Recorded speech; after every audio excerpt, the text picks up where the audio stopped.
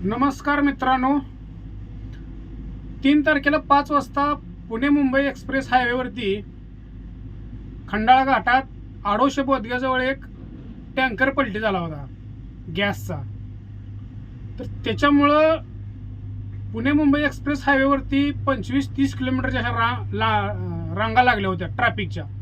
त्या ट्रॅफिकमध्ये 4 व्हीलर, मोठ्या गाड्या, ट्रॅव्हल्स. त्या ट्रॅव्हल्समध्ये ना लहान मुलं, लेडीज असे सगळी, पाणी नाही, अन्न नाही, काय नाही, 24 तास 30 तास सगळं ट्रॅफिक पूर्ण जाम होतं. प्रशासनानं एवढी काय अशी दखल घेतली नाही. 30-30 तास जर प्रशासन दखल घेत नसेल तर प्रशासन कशासाठी आहे? आणि त्या ट्रॅफिकमध्ये जर एखादा मंत्री अडकला असता तर प्रशासनाला पळताभुई थोडी झाली असती. पण सामान्य माणूस त्या ट्रॅफिकमध्ये 30-30 तास काढतोय. प्रशासनानं 30-35 तास सामान्य माणसाला त्यात अडकून ठेवले.